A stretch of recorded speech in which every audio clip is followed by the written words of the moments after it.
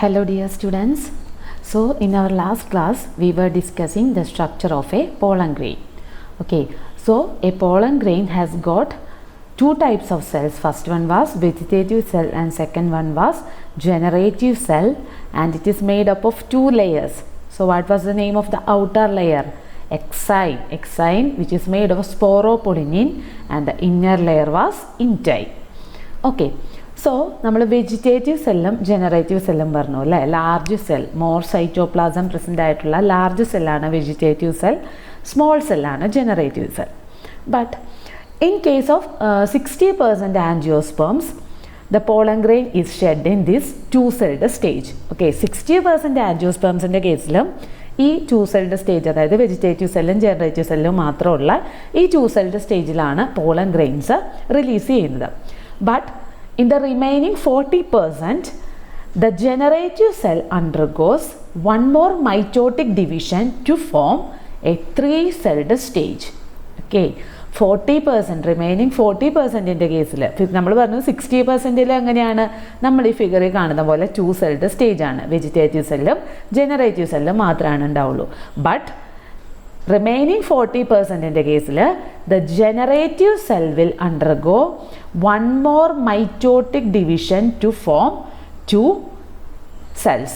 Okay, generative cell mitotic division നടന്ന് വീണ്ടും രണ്ട് സെൽസ് ആയിട്ട് ഡിവൈഡ് ചെയ്യും. സോ ടോട്ടൽ എത്ര സെൽസ് ഉണ്ടാവും? There will be a total of 3 cells. Some cells 40% കേസിലും ഈ 3 സെൽഡ് സ്റ്റേജിലാണ് പോളൻ ഗ്രെയിൻ റിലീസ് ചെയ്യുന്നത്. ബാക്കിയുള്ള 60% എങ്ങനെയാണ് നമ്മൾ ആദ്യം പറഞ്ഞ പോലെ two celled stage pollen grain, the female reproductive part of gynoecium. So the male reproductive part is known as andrecium and the female reproductive part is gynecium. So the female reproductive part or gynecium is formed of certain units known as carpel or pistil. Okay, ഗൈനീഷ്യത്തിലെ units അതിനെ നമ്മൾ പറയുന്ന പേരാണ് carpal or pistil. Then നിങ്ങൾ ഈ structure, ഈ സെൻറ്ററിലുള്ള ഈ ഒരു സ്ട്രക്ചർ നിങ്ങൾക്ക് പരിചയമുള്ള സ്ട്രക്ചർ ആയിരിക്കും അല്ലേ. ഹൈബിസ്കസിൻ്റെ ഫീമെയിൽ റീപ്രൊഡക്റ്റീവ് പാർട്ട്, നമ്മൾ ചെമ്പരത്തിപ്പൂ എടുത്തിട്ട് അതിൻ്റെ ഇതളുകളൊക്കെ കളഞ്ഞു കഴിഞ്ഞാൽ നമുക്ക് ഈ പാർട്ട് ക്ലിയർ ആയിട്ട് കാണാം. ഓക്കെ, അപ്പോൾ ഈ ഒരു റീജിയനാണ് the female reproductive part or gynoecium of a hibiscus flower. Okay, then അതിൻ്റെ പാർട്സ് ഒക്കെ പറയുന്നതിന് മുമ്പ് വേറൊരു കാര്യം പറയാനുണ്ട്. അതായത് ചില ഫ്ലവേഴ്സിൻ്റെ കേസിൽ, in case of certain flowers they will have only a single pistil. For example this hibiscus.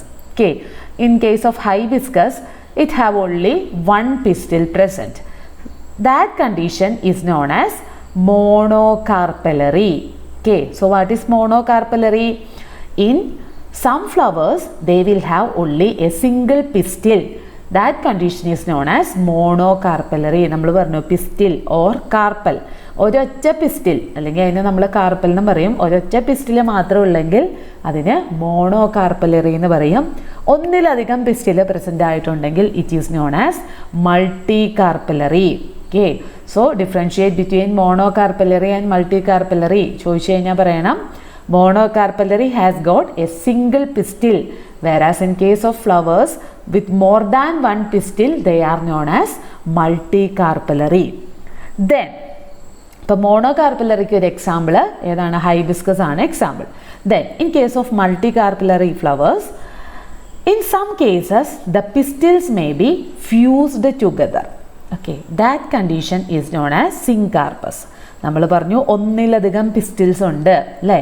ചില കേസസിൽ ഈ പിസ്റ്റിൽസ് എല്ലാം കൂടി ഒരുമിച്ച് ഫ്യൂസ് ചെയ്തിട്ടായിരിക്കും ഇരിക്കുക.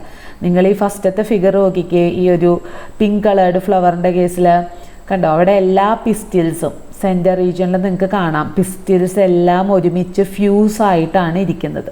Okay, this condition is known as syncarpous. Sync ആയിട്ടിരിക്കുകയാണ്, ഒരുമിച്ച് അവർ ഫ്യൂസ് ആയിട്ടിരിക്കുകയാണ്. ആ കണ്ടീഷനാണ് syncarpous. Okay, the pistils are fused together. That condition is known as syncarpous. അപ്പോൾ സിൻകാർപ്പസ് എങ്ങനെയാണ്? മൾട്ടി കാർപ്പലറിയാണ്. More than one pistil is present. Then the pistils are fused together and this condition is known as syncarpus. Then an example for a syncarpus flower is papaver.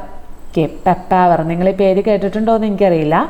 പെപ്പാവർ somniferum എന്നൊക്കെ കേട്ടിട്ടുണ്ടാവും ചിലപ്പം. പെപ്പാവർ എന്ന് പറഞ്ഞാൽ it is A genus, ഒരു flower, ഒരു പ്ലാന്റിൻ്റെ genus ആണ് പെപ്പാവർ. ആ പെപ്പാവറിൽ വരുന്ന ഒരു സ്പീഷീസാണ് പെപ്പാവർ സോംനിഫറം. പെപ്പാവർ സോംനിഫറം എന്ന് പറയുന്നത് ഡ്രഗ്സ് ഒക്കെ അതിൽ നിന്ന് ഒബ്റ്റെയിൻ ചെയ്യുന്ന ഒരു പ്ലാന്റ് ആണ് പെപ്പാവർ സോംനിഫറം. നമ്മൾ മലയാളത്തിൽ കറുപ്പ് എന്ന് പറയും, ഒപ്പിയം അല്ലെങ്കിൽ കറുപ്പ് എന്ന് പറയുന്ന ഒരു ഡ്രഗ് ഒബ്റ്റെയിൻ ചെയ്യുന്നത് ഈ പ്ലാന്റിൽ നിന്നാണ്. Opium plant or poppy plant or papaver somniferum എന്നൊക്കെ പറയും. അപ്പോൾ ആ പ്ലാന്റിൻ്റെ നിങ്ങൾ അത്രയൊന്നും അറിഞ്ഞിരിക്കേണ്ട. പെപ്പാവർ ഒരു എക്സാമ്പിളാണ്, സിങ്കാർപ്പസിന് ഒരു എക്സാമ്പിളാണ് പെപ്പാവർ. സോ ഫിഗർ എന്ന് നിങ്ങൾക്ക് ക്ലിയർ ആണെന്ന് വിചാരിക്കുന്നു. കാരണം ഇവിടെ പിസ്റ്റൽസ് ഫ്യൂസ് ചെയ്തിട്ടാണ് ഇരിക്കുന്നത്. ഈ ഒരു കണ്ടീഷനാണ് syncarpous condition. Okay, then second കേസാണ് pistils are free. Okay, multicarpellary ആണ്. That is more than one pistil is present and the pistils are free. Pistils fuse ചെയ്തിട്ടല്ല, അവർ ഫ്രീ ആയിട്ട് സെപ്പറേറ്റഡ് ആയിട്ടാണ് ഇരിക്കുന്നത്. That condition is known as apocarpus. Okay, when the pistils are fused together, the condition is known as syncarpus, and when the pistils are free, that condition is known as apocarpus. അപ്പോകാർപ്പസിന് ഒരു example ആണ് മൈക്കേലിയ. Okay, മൈക്കേലിയ ഇത് ഏതാണ് flower എന്ന് നിങ്ങൾക്ക് identify ചെയ്യാൻ പറ്റുന്നുണ്ടോ? നമ്മൾ ചെമ്പകം എന്ന് പറയുന്ന ഫ്ലവറാണിത്. ഓക്കെ, മൈക്കേലിയം വരുന്നത് ചെമ്പകത്തിൻ്റെ ഫാമിലിയാണ് മൈക്കേലിയ. ഓക്കെ, സോ ഇവിടെ നിങ്ങൾക്ക് നോക്കിയാൽ അറിയാം, these pistils, the pistils are separated. Fused ആണോ? ഇത് ഫ്യൂസ്ഡ് അല്ല, അവർ ഫ്രീ ആയിട്ടാണ് നിൽക്കുന്നത്, സെപ്പറേറ്റ് ചെയ്തിട്ടാണ് നിൽക്കുന്നത് pistils. They are not fused and this condition is known as apocarpous condition. So an example for apocarpus flower is Michaelia and an example for syncarpus flower is Papaver. Okay, അപ്പം ഇത്രയാണ്. ഇപ്പം നിങ്ങൾ 4 terms ഇവിടെ പറഞ്ഞു നമ്മൾ. First one monocarpellary, single pistil, multicarpellary, more than one pistil, syncarpous. If in the multicarpellary flower, if all pistils are fused, that is known as syncarpus. Then what is apocarpus? If the pistils are free, that is not fused, then it is known as apocarpus. Okay, so syncarpus ne example papaver, apocarpus ne example Michaelia.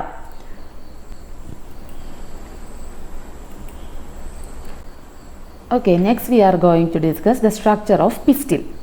So pistilൻ്റെ structure നമ്മൾ already പറഞ്ഞു. ഹൈബിസ്കസിൻ്റെ ഒരു section എടുത്തു കഴിഞ്ഞാൽ നമുക്ക് കിട്ടുന്ന ഈ ഒരു പെറ്റൽസ് ഒക്കെ റിമൂവ് ചെയ്ത് കഴിഞ്ഞാൽ നമുക്ക് കിട്ടുന്ന ആ ഒരു പാർട്ട്, അതാണ് പിസ്റ്റിൽ. സോ പിസ്റ്റിലിൽ 3 റീജിയൻസ് ഉണ്ട്. Each pistil has got 3 parts or 3 regions. The first one is stigma. First part is stigma, second part is style and third part is ovary. Then all parts of a flower, that is the petals, sepals, then the androecium, gynoecium, and all parts of a flower are attached to the thalamus. നിങ്ങൾ first ഇയറിൽ പഠിച്ചിട്ടുണ്ട് ഈ ഒരു arrangement ഒക്കെ. തലാമസിലേക്കാണ് എല്ലാ പാർട്സും arrange ചെയ്ത് വച്ചേക്കുന്നത്. Okay, so the pistil has got 3 regions, stigma, style and ovary. So first part, stigma. So stigma is the top region, first region of pistil. Then stigma ചില കേസസിൽ ഒരു സ്റ്റിക്കി ആയിട്ടുള്ള ഒരു റീജിയൻ ആയിരിക്കും. ഓക്കെ, മോസ്റ്റ് കേസസിലും സ്റ്റിഗ്മ സ്റ്റിക്കി ആയിട്ടുള്ള region ആയിരിക്കും. Because it is the part that accepts the pollen grains. Pollen grains വന്ന് വീഴുന്നത് stigma റീജിയനിലായിരിക്കും. അതുകൊണ്ട് തന്നെ ആ പോളൻ ഗ്രെയിൻസിനെ പിടിച്ചു നിർത്താൻ വേണ്ടിയിട്ട് അത് ഒരു സ്റ്റിക്കി ആയിട്ടുള്ള റീജിയൻ ആയിരിക്കും. Okay, so stigma is the landing platform for pollen grains. It is the landing platform for pollen grains. So it is a sticky surface and it collects the pollen grains. Okay, so stigma is the landing platform for pollen grains. Then after stigma there is a long structure or a long slender structure which is known as the style. Okay, stigma കഴിഞ്ഞു വരുന്ന ഈ long ആയിട്ടുള്ള tube like structure, it is known as style. Then the base part, okay, ബേസിൽ കാണുന്ന ഈ bulged ആയിട്ടുള്ള region, that is ovary. The basal bulged part is ovary, and inside the ovary the female gametes or ovules or eggs are present. Okay, so ovary is attached to the thalamus. That these are the three parts. First one is stigma. Stigma is the landing platform for pollen grains. So pollen grains വന്ന് വീഴുമ്പം അതിനെ accept ചെയ്യാൻ വേണ്ടിയിട്ടുള്ള ഒരു sticky ആയിട്ടുള്ള region ആണ് stigma. Then after stigma there is a long tube-like structure known as style, and at the basal part of pistil there is a bulged region known as ovary which contains ovules. Okay, അപ്പോൾ നമ്മൾ ഓവറിയുടെ structure കണ്ടു. So ovary is present at the base part of the pistil. Then inside the ovary there is a cavity known as ovarian cavity or locule. Okay, inside the ovary there is a cavity known as ovarian cavity or locule, and a placenta is present in this ovarian cavity. The ovules are arising from this placenta. So നമ്മൾ പറഞ്ഞു ovules ആണ് ഓവറിയുടെ ഉള്ളിലെ gametes, female gametes എന്ന് പറയുന്നത് ovules ആണ്. Then ovules എവിടെ ഇരിക്കുന്നത്? Ovules ഇരിക്കുന്നത് ഒരു പ്ലാസൻ്റ ഒരു കുഷ്യൻ ലൈക്ക് സ്ട്രക്ചറാണ്. ഇവിടുന്ന് തലാമസിനോട് അറ്റാച്ച് ചെയ്തിട്ടുള്ള ഒരു കുഷ്യൻ ലൈക്ക് സ്ട്രക്ചറാണ് പ്ലാസൻ്റ. ആൻഡ് ഈ പ്ലാസൻ്റയിലാണ് ഓവ്യൂൾസ് പ്രസൻ്റ് ആയിട്ടുള്ളത്. Okay, so ovary, inside the ovaries there is a ovarian cavity which contain placenta, and this placenta is a cushion like structure in which the ovules are present. Then ovulesine നമ്മൾ പറയുന്ന വേറൊരു പേരാണ് മെഗാസ്പൊറാഞ്ചിയ. Okay, then in some cases the number of ovules may be 1, but in some other cases there may be many ovules present. ചില കേസസിൽ ഒരൊറ്റ ഓവ്യൂളാണ് ഉണ്ടാവുള്ളൂ. In some other cases many ovules will be present. So an example for flowers with only one ovule are that includes wheat, paddy, mango etcetera. Okay, these all plants will have only a single ovule. their ovary will have only one ovule. Examples are wheat, paddy, mango, etc. But in some other cases, like in case of papaya, watermelon, etc., they have many ovules present. Okay, many ovules are present in a single ovary. That is, two types of plants or two types of pistils are present. In the first type, the ovary will have a single ovule. Examples are wheat, paddy, mango, etc. And in the second case, the ovary will have more than one ovule. Examples are papaya, watermelon, orchids, etc. So, നമ്മൾ പറഞ്ഞു ovary ഉണ്ട്, അതിൻ്റെ അകത്ത് ovarian cavity. Then ovarian ക്യാവിറ്റിയിൽ placenta, ഒരു cushion like structure ആയിട്ടുള്ള പ്ലാസൻ്റയിലാണ് ovules present ആയിട്ടുള്ളത്. വൺ ഓവ്യൂളുള്ള കണ്ടീഷനും ഉണ്ട്, മോർ ദാൻ വൺ ഓവ്യൂളുള്ള കണ്ടീഷനും പ്രസൻ്റ് ആണ്. Okay, now we are going to discuss the structure of megasporangium or ovule. Okay, we have already said that the ovary contains ovules, right? So ovules are present in a cushion. They are seated. The ovules are present in a cushion-like structure known as placenta.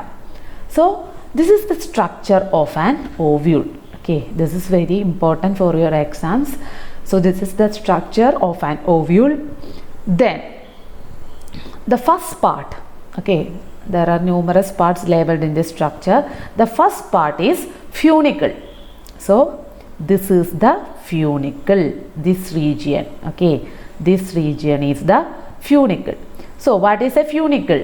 Funicle is a small stalk like structure. Stalk നമ്മൾ പറയില്ലേ ദണ്ട്, ഒരു വടിയൊക്കെ പോലത്തെ structure, അതാണ് funicle. Small stroke like structure which act as a point of attachment of ovule to the placenta. Ovule, ഈ ഒരു നടുക്ക് കാണുന്ന ഈ ഒരു റീജിയൻ ആണ് ഓവ്യൂൾ. ഓവ്യൂളിനെ പ്ലാസൻ്റ ഇവിടെ ആയിരിക്കും ഉണ്ടാവുക, ടോപ്പ് റീജിയനിലായിരിക്കും പ്ലാസൻ്റ ഉണ്ടാവുക. അപ്പോൾ പ്ലാസൻ്റയുമായിട്ട് ഓവ്യൂളിനെ അറ്റാച്ച് ചെയ്യിക്കുന്ന പോയിന്റ് ഓഫ് അറ്റാച്ച്മെൻ്റ് ആണ് in the funicle. So funicle act as a point of attachment of ovule to the placenta. നമ്മൾ പറഞ്ഞു പ്ലാസൻ്റയിലേക്കാണ് ഓവ്യൂൾസ്, ഒരു കുഷ്യൻ ലൈക്ക് സ്ട്രക്ചർ ആയിട്ടുള്ള പ്ലാസൻ്റേമയാണ് ഓവ്യൂൾസ് ഇരിക്കുന്നതെന്ന് പറഞ്ഞു അല്ലേ. അപ്പോൾ പ്ലാസൻ്റേമയിലേക്ക് ഓവ്യൂൾസിനെ അറ്റാച്ച് ചെയ്യിക്കുന്ന ആ പോയിന്റ് ഓഫ് അറ്റാച്ച്മെൻ്റ് ആണ് funicle. Okay, so first one funicle. Then Second one, hilum. So what is hilum? ഈ ഒരു region ആണ് hilum. Okay, hilum. So hilum is the junction between ovule and funicle. Okay, നമ്മൾ ആദ്യം ഏറ്റവും മുകളിൽ പറഞ്ഞു funicle. Then ഫ്യൂണിക്കിളും ഓവ്യൂളും തമ്മിലുള്ള ആ ഒരു ജംഗ്ഷൻ, ആ ഒരു റീജിയൻ ആണ് hilum. So hilum is the junction between ovule and funicle. Then next one, integuments. So integuments are the outer layers that provide protection to developing embryo. നിങ്ങൾ ഈ ഫിഗർ നോക്കി കഴിഞ്ഞാൽ നിങ്ങൾക്ക് കാണാം, ഇവിടെ ഒരു കാണുന്നില്ല, ഈ ഒരു ഫോൾഡഡ് ആയിട്ടുള്ള റീജിയൻസ് ഔട്ടർ ഇൻറ്റഗ്യുമെൻ്റ് ഉണ്ട്. ഔട്ടർ ഇൻറ്റഗ്യുമെൻറ്റ്. ദെൻ അതിൻ്റെ ഉള്ളിൽ ഇന്നർ ഇൻറ്റഗ്യുമെൻ്റ് ഉണ്ട്. കണ്ടോ, രണ്ട് integuments. So outer integument and inner integument. So what is the function of integuments? They provide protection to the developing embryo. ഇതിൻ്റെ ഉള്ളിലാണ് എംബ്രിയോ ഇരിക്കുന്നത്. അപ്പോൾ എംബ്രിയോയ്ക്ക് പ്രൊട്ടക്ഷൻ കൊടുക്കുക, അതാണ് ഔട്ടർ ലെയേഴ്സ് ആയിട്ടുള്ള ഇൻറ്റഗ്യുമെൻസിൻ്റെ function. So what is the function of integuments? Integuments are the outer layers that provide protection to the developing embryo. Then നിങ്ങൾ ഇൻറ്റഗ്യുമെൻസ് കണ്ടല്ലോ, ഇൻറ്റഗ്യുമെൻസ് ഇവിടെ വരെ വന്നിട്ട് ഒരു പാർട്ട് എത്തുമ്പോൾ അവിടെ എന്താണ്, ബ്ലാങ്ക് ആയിട്ടാണല്ലേ കാണുന്നത്, അവിടെ ഇൻറ്റഗ്യുമെൻസ് പ്രസൻ്റ് അല്ല. ഓക്കെ, ഈ ഒരു റീജിയൻസ് രണ്ട് സൈഡിലുണ്ട് ഇൻറ്റഗ്യുമെൻസ്, ഇവിടെയും ഇവിടെയും ഇൻറ്റഗ്യുമെൻസ് ഉണ്ട്. പക്ഷേ നടുക്ക് ഒരു സെൻട്രൽ പോർഷനിൽ the integuments are absent. Okay, that region is known as micropyle.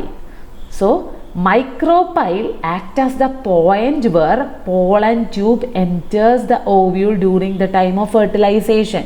നിങ്ങൾ അടുത്ത സ്റ്റേജ് ഓഫ് ഇപ്പോഴൊക്കെ നമ്മൾ ഡിസ്കസ് ചെയ്തുകൊണ്ടിരിക്കുന്നത് എന്താ, പ്രീ ഫെർട്ടിലൈസേഷൻ ഈവൻസ് ആണല്ലേ നമ്മളീ പറയുന്നതൊക്കെ. ഇനി ഫെർട്ടിലൈസേഷൻ വരുമ്പോൾ നിങ്ങൾ entry of pollen tube into ovules പഠിക്കും. അപ്പോൾ അവിടെ പോളൻ ട്യൂബ് ഓവ്യൂളിലേക്ക് എൻട്രി ചെയ്യാൻ ഹെൽപ്പ് ചെയ്യുന്ന ഒരു സ്ട്രക്ചറാണ് this micropyle.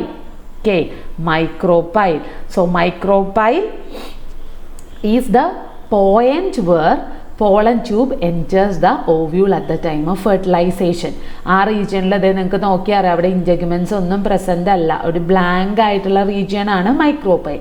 So it is the point through which the pollen tube enters the ovule. Okay, then മൈക്രോപൈലുള്ള ആ എൻഡിന്, ആ ഒരു പോൾ, ആ റീജിയന് നമ്മൾ, ആ പോളിന് നമ്മൾ പറയുന്ന പേരാണ് മൈക്രോപൈലാർ പോൾ എന്ന് പറയും. മൈക്രോപൈലിരിക്കുന്ന ആ പോളാണ് നമ്മൾ നോർത്ത് പോൾ സൗത്ത് പോൾ എന്ന് പറയുമല്ലോ, അതുപോലെ മൈക്രോപൈലിരിക്കുന്ന ആ പാർട്ടാണ് മൈക്രോപൈലാർ പോൾ. ആൻഡ് അതിൻ്റെ മൈക്രോപൈലിൻ്റെ ഓപ്പോസിറ്റുള്ള പോളാണ് it is known as chalazal pole. Okay, so മൈക്രോപൈലിനോട് ചേർന്ന് കിടക്കുന്ന ആ റീജിയൻ ആണ് micropylar pole and the opposite pole to the micropyle region is known as chalazal pole. So first we have discussed funicle. So funicle, what was funicle? It was the point of attachment of ovule to the placenta. Okay, second region is hilum. So hilum, it is the junction between ovule and funicle. Hilum is the junction between ovule and funicle. Then third part is integuments. So what are integuments? Integuments are outer layers. Integuments are outer layers. What is their function? They provide protection to the developing embryo.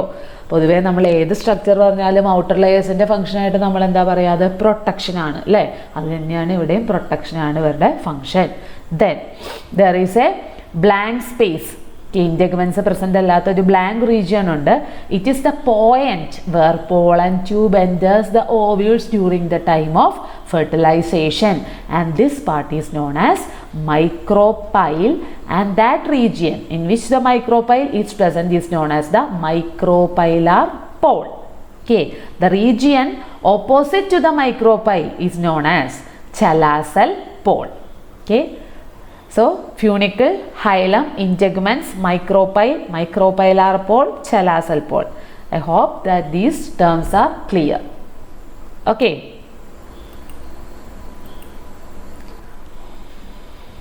Then moving to our next parts. So we have already said about the chalassal pole, right? So what was chalassal pole? The pole that was opposite to the micropylar pole. So first one, chalaza. So chalaza, it is opposite to the micropyle end from where integuments are originated. The integuments are originated from this chalassal pole.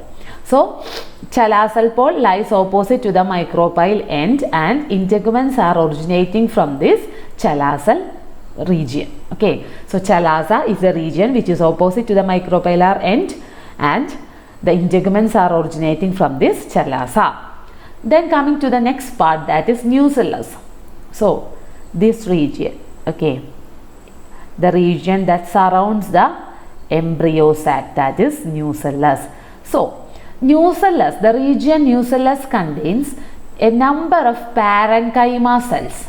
Okay, the region nucellus contains a number of parenchyma cells and these cells provide nutrition to the developing embryo. Okay, a number of parenchyma cells are present in this nucellus region and these provide nutrition to the developing embryo. Okay, that is the function of nucellus. Then besides providing protection, this nucellus has got one more role. അത് നിങ്ങൾ next പാർട്ടിൽ നമ്മൾ detail ആയിട്ട് പറയും, എങ്കിലും ഇവിടെ just ഒന്ന് mention ചെയ്യാം. അതായത് നമ്മൾ പറഞ്ഞു ഇവിടെ ഒരു മാസ് ഓഫ് പാരൻകൈമ സെൽസ് ഉണ്ടെന്ന് പറഞ്ഞു അല്ലേ, ഒരു ഗ്രൂപ്പ് ഓഫ് സെൽസ് ഉണ്ട്. ഇതിൽ ഒരു cell will act as the megaspore mother cell.